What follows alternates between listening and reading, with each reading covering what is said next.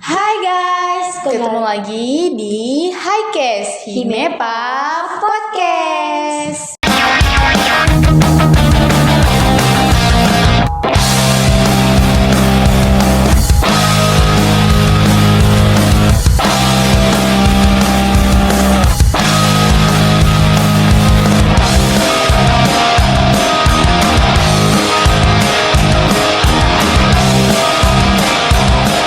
Perkenalkan, nama saya Meli Pratiwi. Nama saya Sinisa Benzenesti. Yang bakal nemenin kalian semua di Highcast hari ini. Nah, hari ini kita kedatangan tamu yang kece-kece lagi nih Kak. Siapa nih Kak? Nah, di sini tamu kita ada Bang Agit dan Bang Andika nih, yang merupakan merupakan anggota Himepa yang berprestasi nih Kak. Halo Bang Andika, halo Bang Agit. Gimana kabarnya hari ini? Baik. Oke.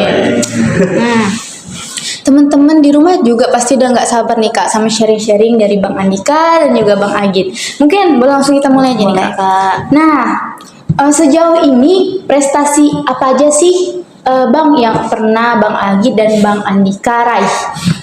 Oke, mungkin ini dari saya dulu ya Bang ya. Oke, mungkin untuk prestasi itu istilahnya nggak terlalu gimana-gimana ya.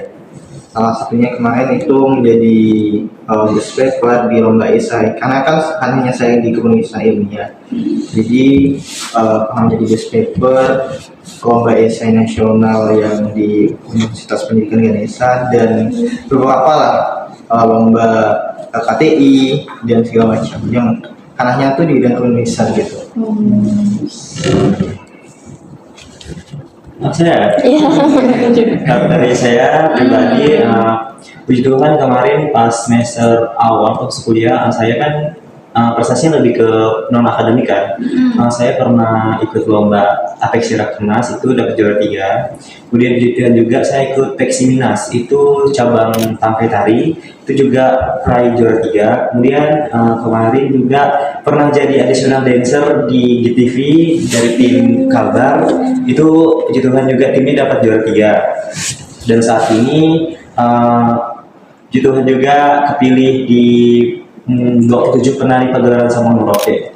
Jadi mewakili Kalimantan Barat. Wih, Keren nih Kak. keren banget ya guys prestasi dari teman kita. Nah kan tadi kan pasti banyak prestasinya kan Bang. Nah pasti ada motivasi nih. Kenapa sih Abang tuh bisa mendapat atau mendapatkan prestasi itulah, motivasinya tuh apalah kira-kira Bang? Pertama kalau saya itu motivasinya karena saya merasa kalau saya kan nih punya bakat di non akademik nih. Kenapa kalau nggak saya kembangkan itu dengan ikut lomba-lomba, sama juga saya kan ikut sanggar juga nih. Saya mau coba eksplor diri saya dengan bakat saya gitu. Jadi dengan motivasi tersebut juga lihat-lihat kalau misalnya ikut-ikut gini tuh keren gitu sih. Nah kalau dari Bang Agit gimana Bang? Oke, tadi kan Bang Adi kan di bidang non akademik kan. Nah, saya tuh di bidang akademik. Nah, sebenarnya untuk ikut-ikut lomba tuh saya mulainya itu udah dari SMA kan. Nah, dan untuk motivasi saya sendiri karena istilahnya untuk kepenulisan ini ranahnya sama ya. Ranahnya tuh bakalan mendukung akademik saya. Jadi istilahnya kalau misalkan saya belajar di kepenulisan itu tuh ujung-ujungnya nanti bakalan berpengaruh juga di akademik, karena kita kan untuk tugas-tugas kita kan lebih ke ranahnya ke situ juga kan. Jadi istilahnya walaupun ikut lomba ya walaupun sering kalah, tapi itu tuh membantu sekali gitu kan. Itu sih dorongannya. Dan juga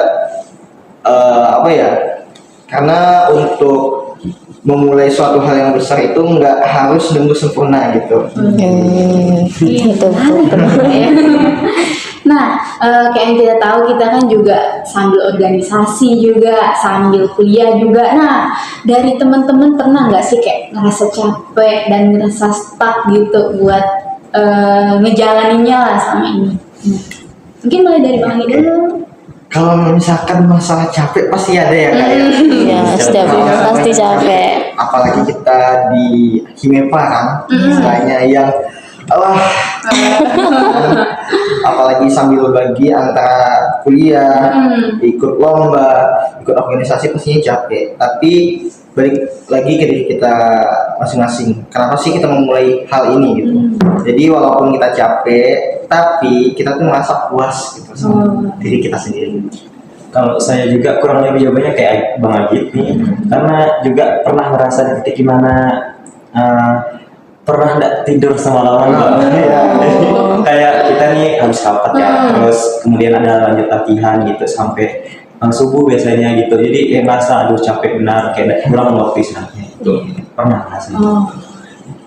Lalu kalau strategi cara abang membagi antara waktu kuliah dengan organisasi itu bang gimana? Pasti padat kan gitu. Pasti ada strategi khususnya.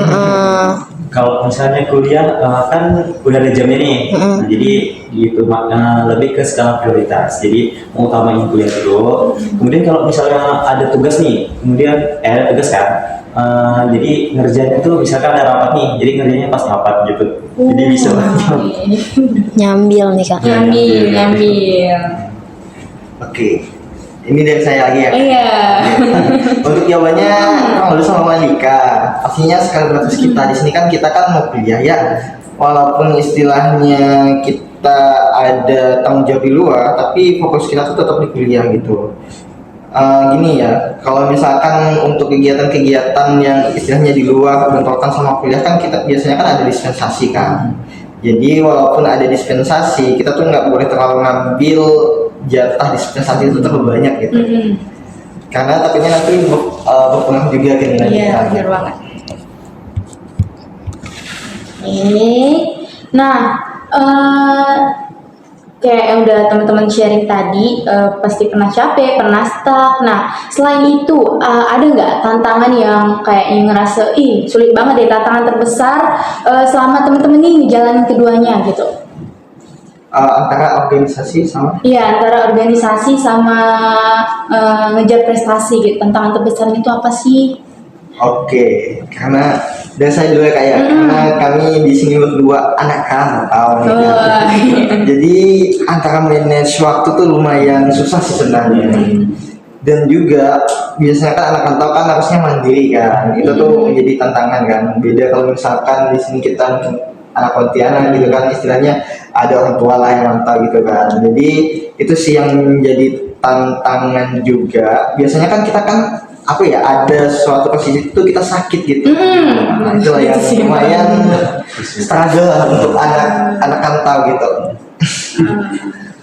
Kalau saya pribadi memang tantangan yang paling utama dan yang harus saya pelajari itu kayak manajemenkan waktu.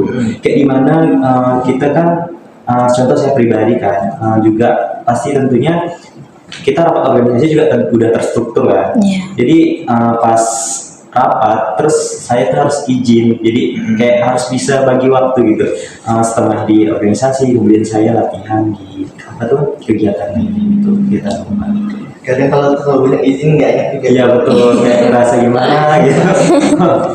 Nah kalau misalnya sosok yang menginspirasi abang untuk selama menjalankan akademik sebagai mahasiswa aktif dengan mahasiswa yang menjalankan bergabung dengan organisasi, itu sosok yang menginspirasi abang tuh ada nggak kira-kira bang?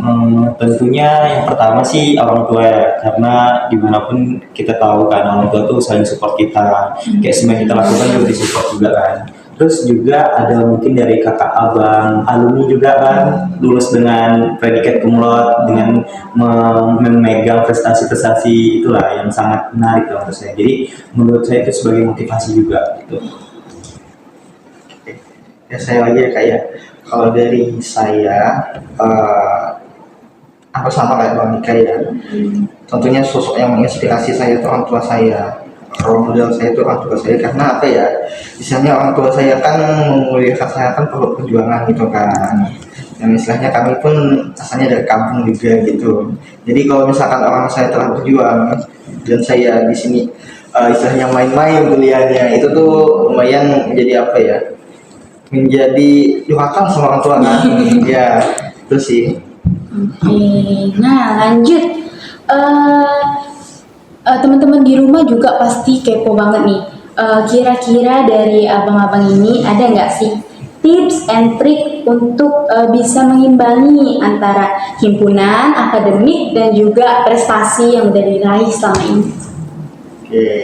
Saya bisa dulu ya Kak ya. Oke, jadi untuk membagi itu sebenarnya udah di skill juga sama Bang Andika. Yang pertama adalah tentukan skala prioritas. Karena di sini kita mahasiswa, kita kuliah fokusnya. Jadi walaupun istilahnya lomba sama organisasi itu sama-sama penting, kita tuh jangan melupakan tanggung jawab kita pertama yaitu kuliah. Ya kalau misalkan nanti ada bentrokan atau segala macam, kita pandai-pandai bagi waktunya. Kalau misalkan kita masih ada jatah untuk bolos kuliah, ambil aja gitu. Kalau misalkan emang diperlukan. Dan juga kalau misalkan di dalam manajemen waktu, kita tuh menggunakan, apalagi Bang Andika tuh menggunakan istilahnya bukan to do list sih, lebih ke time blocking. Dimana untuk metode itu tuh istilahnya kita blok waktu, misalkan dari jam 9 sampai jam 11 tuh target yang mau kita selesaikan tuh apa gitu. Biar apa ya? Biar yang mau kita selesaikan tuh selesai di jam itu juga gitu. Jadi saya udah jadi semua yang abang Agit bilang tuh memang udah benar, dan juga betul kan juga sekelas kayak juga berteman juga kan, jadi kami sering konsul ya gitu. Gimana caranya bagi waktu ini kayak antara prestasi sama ini organisasi juga, jadi kami tuh sering ngobrol juga gitu. Terus sih kalau lebih yang di Bang Agit bilang tuh juga. Oke, menarik dan bermanfaat nih Kak. Boleh dicatat nih Kak. Boleh, Biar boleh. ketularan. Iya, biar nggak bingung kan kalau mau ngatur waktu gimana. Nah boleh nih Bang, sampaikan pesan-pesan pada yang nonton nih Bang, buat pesan-pesan untuk mereka yang mau ingin aktif berorganisasi, terus juga pasti sibuk sama kuliahnya Bang. Kalau mungkin yang pertama itu jangan takut sibuk lah, kayak gimana ya, kita kan udah kuliah nih, bolehlah kita explore diri kita, apa yang kita punya itu boleh dikembangin, karena dari segi organisasi kita bisa mengembangin soft skill kita dalam kayak kita kan berorganisasi itu banyak bidangnya Bang, terus banyak orangnya juga, jadi kita bisa jadi yang introvert tuh jadi bisa extrovert misalnya gitu. Terus misalnya dari segi bakat kita, kalau misalkan kita juga ada bakat di kayak Bang Agit di akademik kan, kayak penulisan karya tulis ilmiah, dan kayak misalnya ada nyanyi segala apa, itu boleh dikembangin karena kita nggak tahu kan di masa depan kita akan jadi apa gitu. Iya betul. Gitu. Oke, kalau dari saya apa ya? Kadang tuh kita untuk memulai sesuatu hal yang besar tuh kita takut duluan kan? Betul. Takut duluan nunggu waktunya yang pas gitu. Padahal kalau misalkan kita mau melakukan yang besar tuh, kita tuh jangan takut mulai gitu. Jangan nunggu waktu yang sempurna.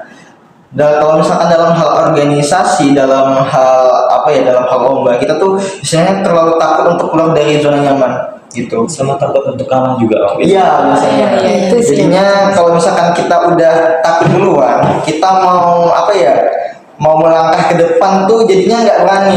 Ujung-ujungnya kita merasa stagnan, biasanya tuh kalau misalkan udah posisinya kayak gitu, kita tuh terlalu suka membandingkan diri kita sama orang lain gitu. Padahal itu kan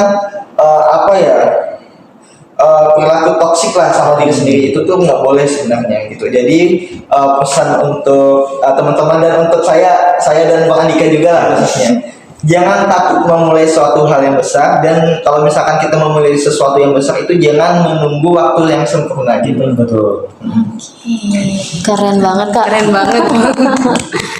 Nah, karena kita dari tadi juga udah sharing banyak nih sama Bang Andika, Bang Agit, dan sharingnya juga bawa banyak banget manfaat tentunya buat kita ya Kak ya. Banyak banget, Kak. Nah, mungkin buat sharing-sharing hari ini, buat podcast hari ini kita cukupkan. Mungkin boleh kita lambe-lambe dulu ke kamera. Nah, dan juga sebelum itu kami mau mengucapkan terima kasih sebesar-besarnya buat Bang Andika dan juga Bang Agit yang udah bersedia buat sharing-sharing Betul, sama Kak. kita di hari ini. Oke. Sekian. See you. Dadah.